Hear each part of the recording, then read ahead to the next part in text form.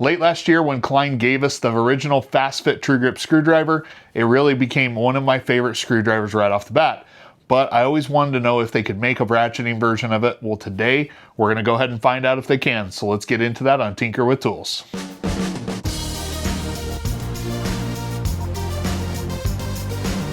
Now, in full disclosure, Klein did send me the new ratcheting driver out at no cost to me. I'm under no obligation to make a video of it, but I always want to make sure you're aware of any relationship that exists between me and a brand. Thank you, Klein, for supporting the channel. Now let's go ahead and get on with the video. Now, part of the reason why I'm so excited about the new ratcheting version of this driver is because of how much I love the original. Now, part of the reason why I like it so much is going to be first, the ball grip form factor. That's something that ever since trying some of the Japanese screwdrivers like Vessel or Annex, this really just starts to feel at home and feels very natural. The real selling point of this driver, though, is definitely going to be the bit holding capabilities because it will accept virtually any bit.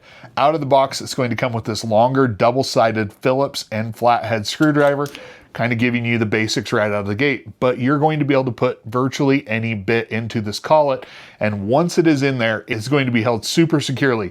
There's only one bit holder that I can think of that holds perhaps a little bit better, and that's going to be the Wiha Centrofix. Because of the versatility of this one, though, that's something where I do kind of prefer this one and wish it was on more Klein drivers, that we would see it more in the future.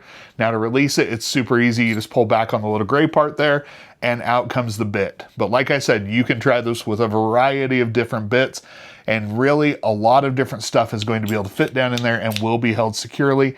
The universal compatibility is just going to be awesome. Now, overall, this is something that I have been able to replace multiple screwdrivers in my more compact tool bag because of just how rigid it feels. This feels like a complete fixed shaft screwdriver, and then I can still use this with any other bit holder or any other driver bit that I have in my tool bag. That instantly becomes super versatile. So then with the new ratcheting version of this, there are going to be a couple of differences, but there's going to be a lot of similarities.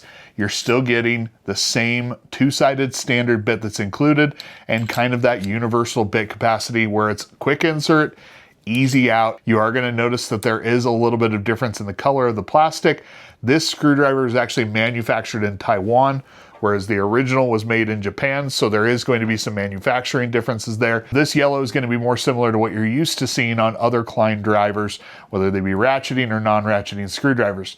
Now up front, I will tell you that the spring tension on the release is going to be quite a bit stiffer than what you're getting on the original. This one is very light and just very easy to pull down, but at the end of the day, it still is easy to operate. Just ahead of the actual ball grip is where you're going to find the selector switch for the ratcheting screwdriver.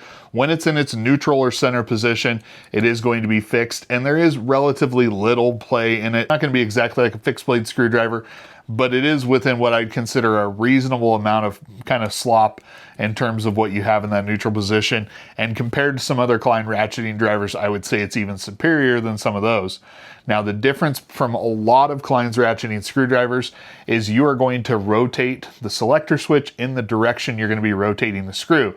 So if you want to tighten the screw, you're actually going to be rotating it to the right, and then it will ratchet in the appropriate direction and allow you to tighten the screw. Conversely, you want to loosen, you got to go back to the left. Now, there are plenty of ratcheting screwdrivers on the market that are going to employ this method of the selector switch, where it's going to be almost counter what a lot of ratchets were.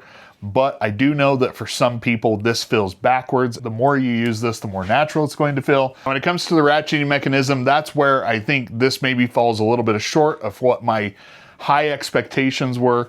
See, over the last couple of years, Klein has actually, in my opinion, improved some of their ratcheting mechanisms quite a bit.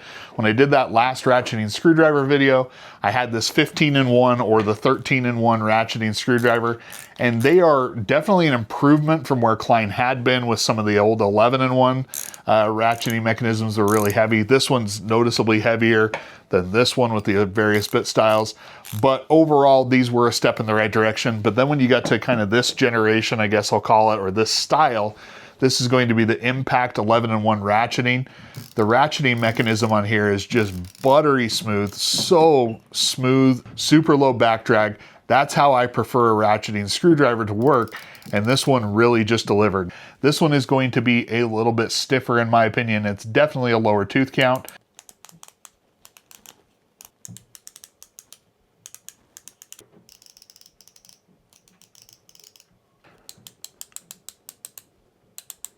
It's certainly not as smooth and refined as what you're getting here, but it still does feel sturdy, well built. It's just going to be a little bit noisier, maybe clickier, and definitely not quite as smooth or low back drag. But overall, in early use, I do think it still is a good ratcheting screwdriver, just maybe not going to hit every high hope that I have.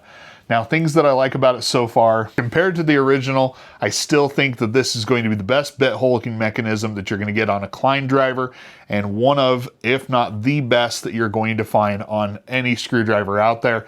The fact that you're getting this on a near $20 or, you know, just under a $30 ratcheting screwdriver, that is just incredible that you're getting that.